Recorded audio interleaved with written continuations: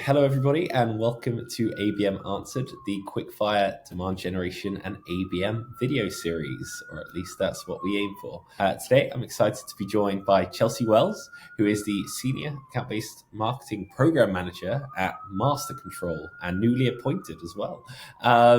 But yeah, Chelsea, I don't know if you want to expand on that, give a little background before we jump in. Yep, I'm located in Fort Worth, Texas. I went to the University of Texas to get my BBA, and I got my MBA from SMU.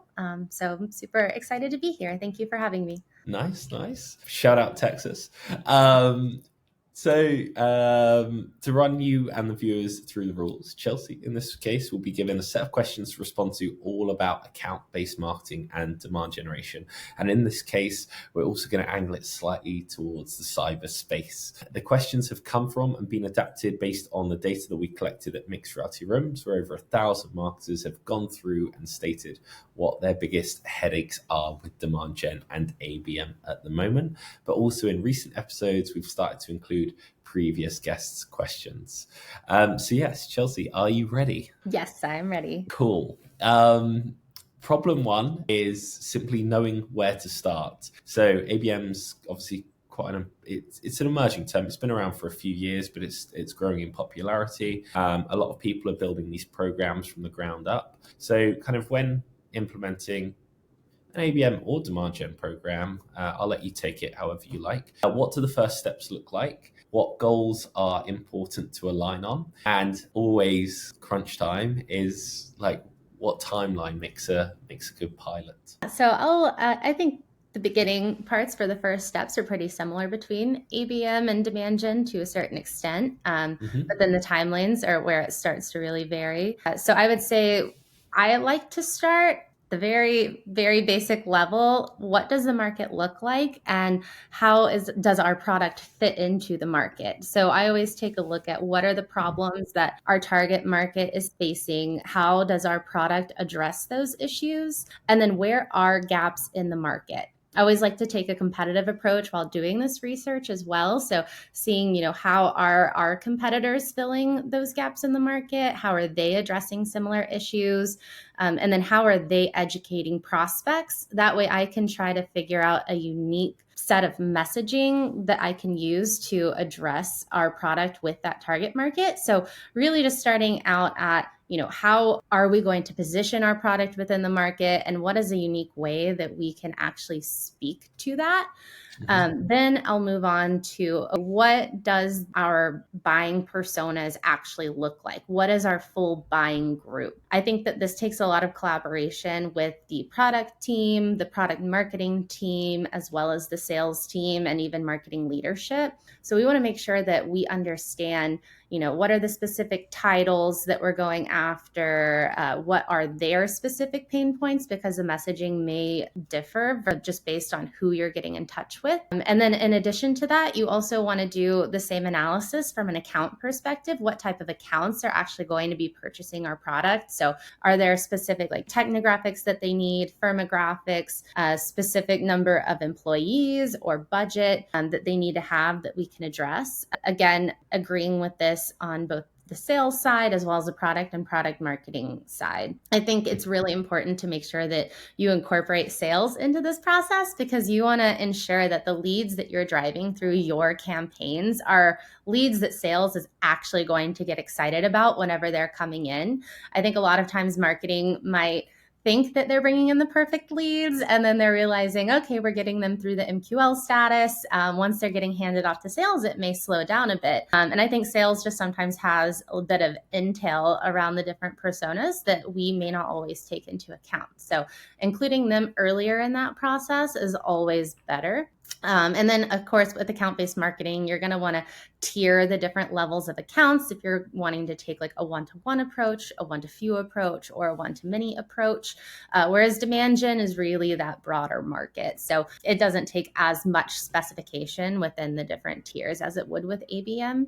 And then as for timeline, I would say it really depends. And this is, I'll take an ABM perspective. It really depends on what your product sales cycle looks like, which is very different for each company. It could be 6 months, it could be 2 years, really depending upon, how expensive is your product, how difficult is it to integrate into your customer's environment. But I would generally say that within 3 months of deploying an ABM program, you should get a feel for how is your messaging and creative resonating with your audience. About 6 months in, you could start to analyze, how are your tactics performing, and making any tweaks on, LinkedIn ads or content syndication, native ads, things of that sort. And then a year down the road, you should start to be able to figure out, is this actually successful? By then, hopefully you'll see some closed won business, or you'll at least start to see a decent build of pipeline. Chelsea, you absolutely nailed that. You covered it very thoroughly from start to finish. Because I normally have follow-on questions, but this is superb. And perfect. On top of this, you've done my job, because you mentioned competitors, and problem 2, what came in, is finding innovative ways to kind of break through the noise on a budget. So you mentioned like looking at the websites, angles of kind of attack and approach.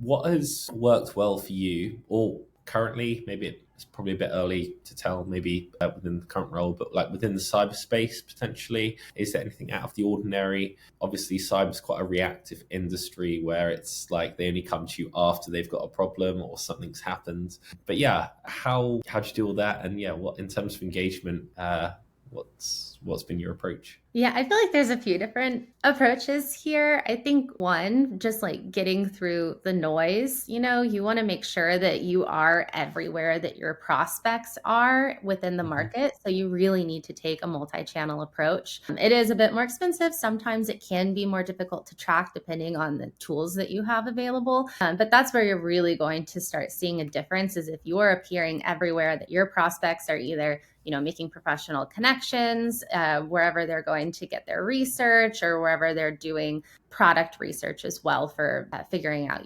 how to solve whatever issues that are arising in their day-to-day job. On top of that, I have done a few unique techniques in the past. One including like gifting, I feel like is really big right now. I do love to incorporate that where I can. One, I think I just love giving people gifts in general, but 2, it is a good way to stand out from the crowd. You always want to take a personalized approach. So I would recommend, the typical do background research, understand what your prospects are interested in. If they're into fitness, maybe you want to give them like a massage gun, for example. But one that we had done in the past, I would say this is at my first job like 7 years ago.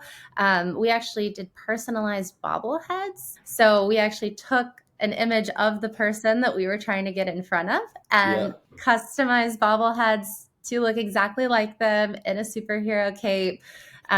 Maybe not everyone loves bobbleheads, but it was very attention grabbing.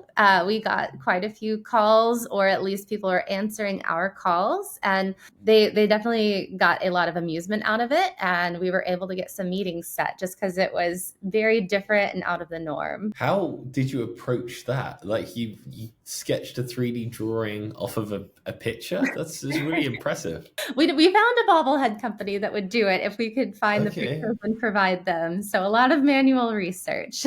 Nice. That's impressive. I'm just conscious of time, but we'll carry on and we can always loop back. Problem 3 was middle of the funnel jam. So ultimately, like nurturing, right? How to stay top of mind, I guess. So kind of following on from that last question, how can a go-to-market team, let's throw in a few buzzwords here, accelerate deal velocity, or like, unstick accounts, unblock accounts after the initial engagement has been made? Is there any kind of cadence you follow? Any particular process flow you work with? Yeah, so I would say what is key here is to retarget, and keep retargeting. You just want to make sure that you're staying in front of these prospects throughout their entire journey. I think a lot of times strategies will just include, we're going to have an email nurture after they engage with an ad or come in from content syndication, but you want to make sure that you are holding their hand through the journey the entire way. So you want to map out, what is all of the content that we want to consume and what's the appropriate order for them to consume it in, to make sure that we are educating them properly on the issue, how our product solves for that issue, and then how are we getting them to wanting to learn more about our product and what's the appropriate way to educate them on our product. So once you have all of that mapped out, you want to make sure that you are orchestrating your marketing strategy to reflect that. So once they fill out an ad for, say, that, or fill out a form associated with an ad for that first piece of content you want them to consume, you want to immediately make sure that they're getting an email like thanking them for that. And then at the bottom, there's an upsell, sending them on to that next piece of content.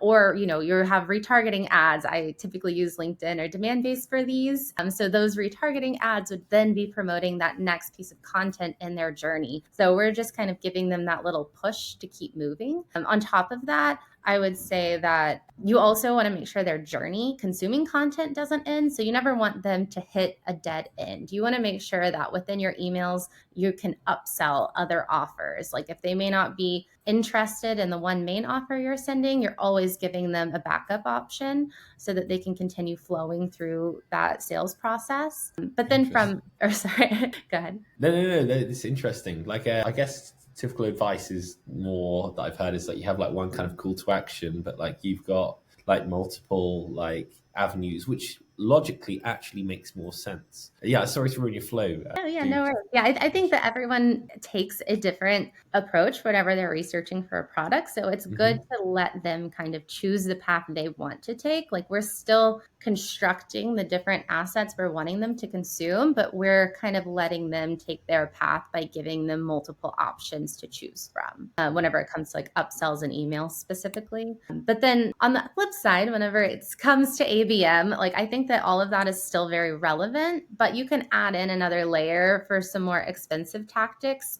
Some that I have done in the past include, allowing the AEs to give gifts to them whenever they start to see that a deal is slowing down or they're maybe not getting the responses that they're looking for. Additionally, if it's like a whale account, sending an AE to actually go to the location of that account, take them out for a happy hour. I think it's crucial to just continue to build a relationship with them.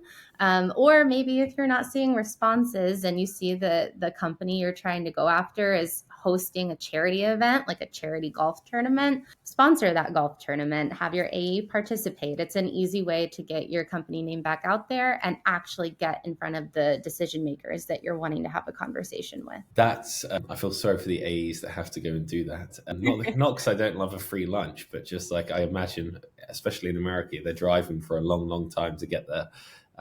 But interesting. You've kind of answered problem 4 as well, right? Which was upselling within enterprises. So, some effective ways to upsell cyber. Have you got any more to add to that? Or is it complete? Or like the other part that I guess that we didn't answer is like, how do you know when it is time to upsell?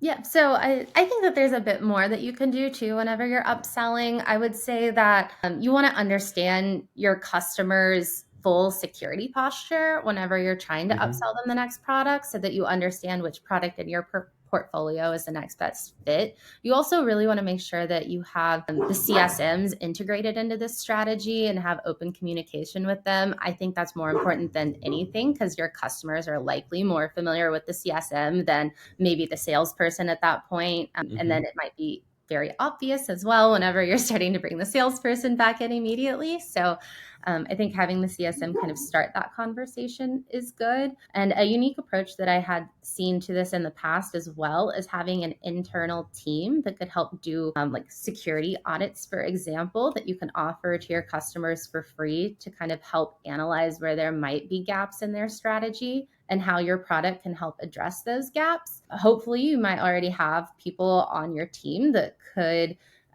fill in to create that team, such as like a CTO, just taking some time here and there for where there could be some big wins and doing some audits for those customers. Additionally, I think it's always helpful to have, bundle pricing, or maybe they get early access to some of your new releases or products, or just incorporating like a bundle with professional services just to make it a bit more enticing. From a timing perspective, though, I think you can tell when they're ready to upsell just based off of a few factors. You could be monitoring your customers for showing intent toward other products that might be similar to yours, or just intent for them looking at growing their teams anytime that they might have an announcement of them expanding their team, expanding their budget, really staying in the news with what's happening within those customer accounts. And then also, I believe a part of the question was like how to increase the offer pricing. And I think at that point,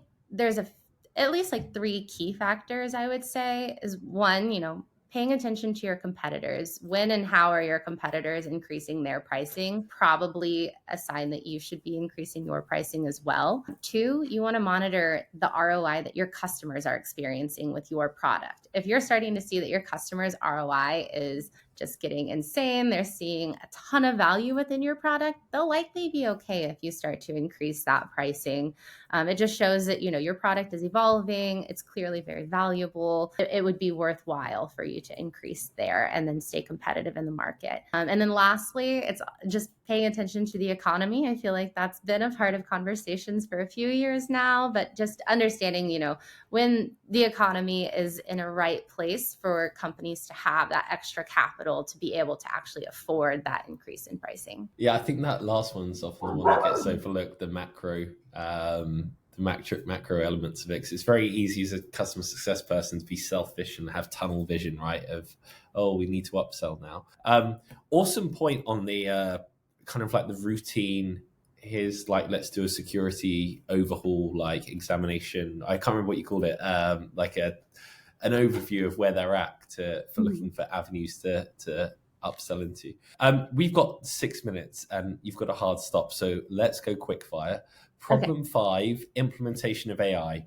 How do you use it in your workflows, if at all, So I was actually very hesitant to start using AI. I was afraid that I would lose that personal touch and control over, the project that I'm working on or the copy that it's developing. But I have recently learned to embrace it, and it has really cut back on the time that I used to spend writing out very, basic sets of copy or emails that were pretty repetitive. So I typically work it into my flow whenever it's, the tasks that are really time consuming, but that I know aren't too easy and I can just go back and revise.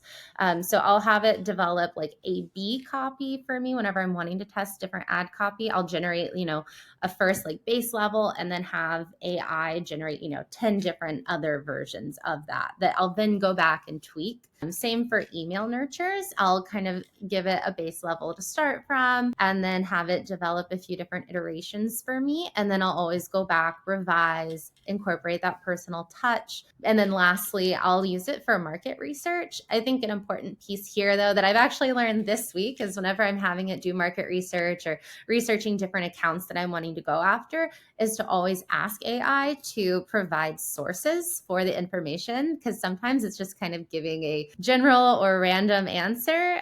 So just make sure that you're checking your sources, checking the data, and even asking it to provide it, because sometimes that'll help lower your hunt for having to figure out where it came from. You're exactly the same as me of how I use it. And also it saves so much time on the email front. I absolutely love it.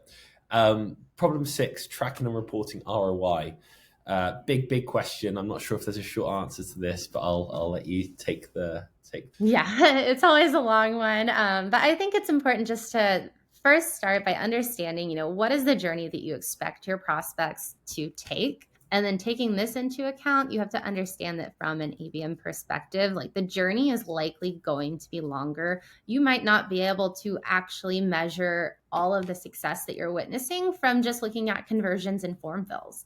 A lot of times it's going to come down to measuring the engagement that you're seeing at that entire account, as well as on a contact level. This again is where identifying those specific buying personas comes in handy, because you want to make sure that you're seeing engagement from the right people. So I think that some important KPIs that I measure always come down to like sessions. I think that seeing just overall account engagement across the board is really good as well. So having like a score on that account within Salesforce. Also just, looking at, are they interacting with different emails, opening them, viewing them. Of course, like you have to send them some ungated content here and there. So you just want to be sure that, sometimes it's the anonymous traffic that you're having to monitor, and then seeing, okay, how is that percent of anonymous traffic going down the more that I'm promoting this content, and then people are eventually filling out forms later. So it does get a bit complex, but I think another key to it is just making sure that you're keeping all of this data in a unified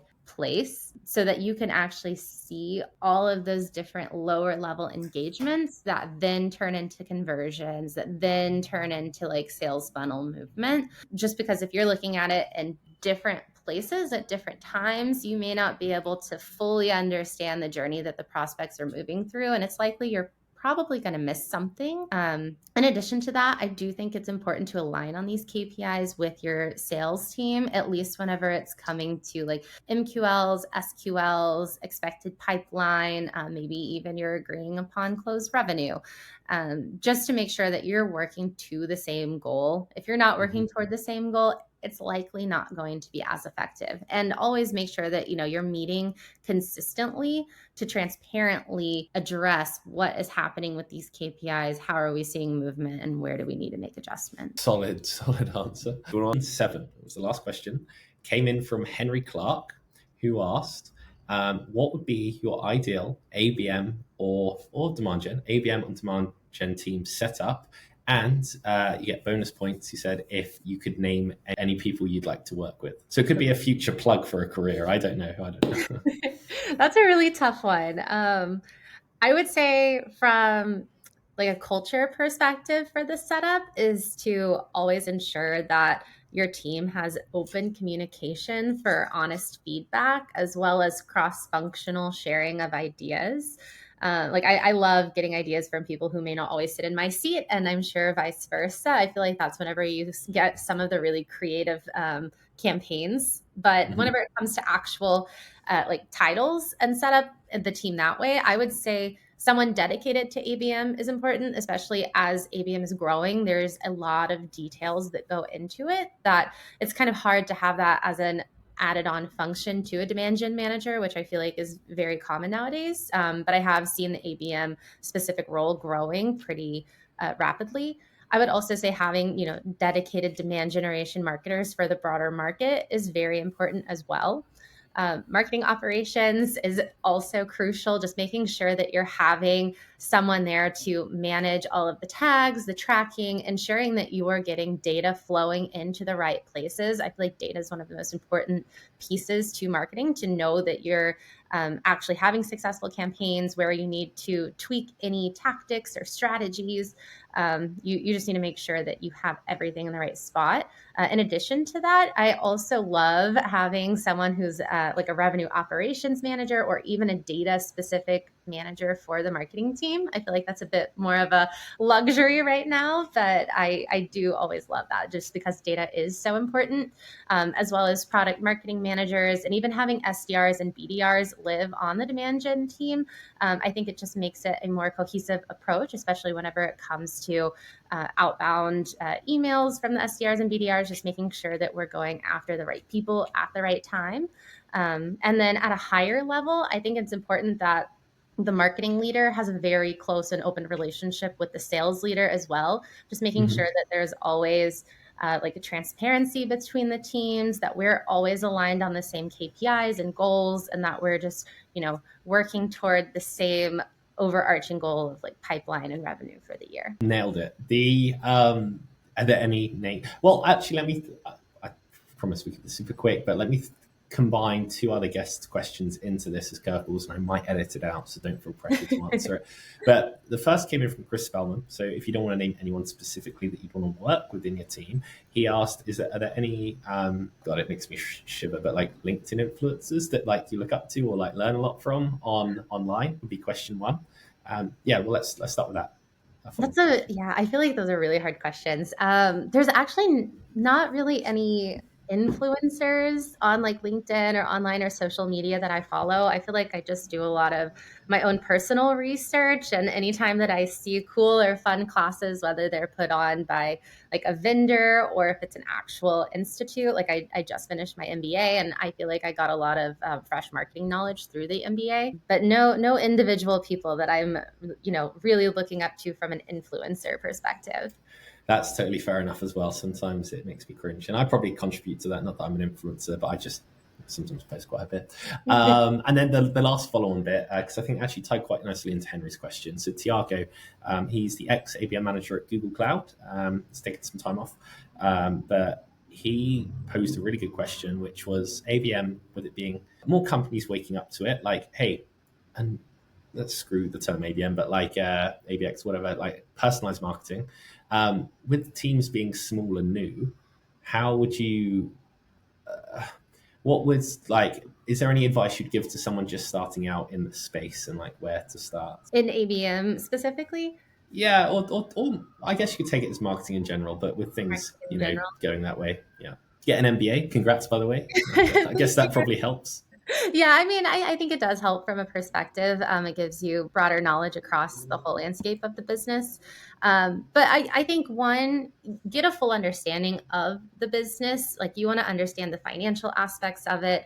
You want to understand the market that your product is in, and you really need to get inside of the head of your target audience. You want to understand, again, back to like, what is the problem they're facing? How are we solving for it? And that way you can come up with more creative ways to message to them and get in touch with them. But I think another thing that I've learned throughout my career too is to not box yourself in with, the typical strategies that you always hear everyone talking about. I think that you need to explore new and creative ways to get in touch with people. I think that those typically are the tactics that are going to be the most attention grabbing and you're going to see the most success from.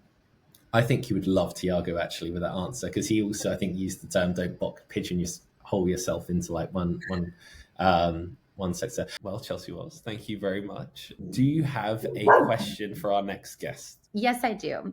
So what are some of the forgotten API or KPIs that deserve renewed attention? So like which KPIs might seem irrelevant or minuscule that actually could make or break your campaign? That is an awesome question. I'm going to get the, without giving it away, I'm going to get the answers from you offline. But yes, thank you so much for joining, Chelsea. Really appreciate it. Yes, thank you for having me. I had a lot of fun.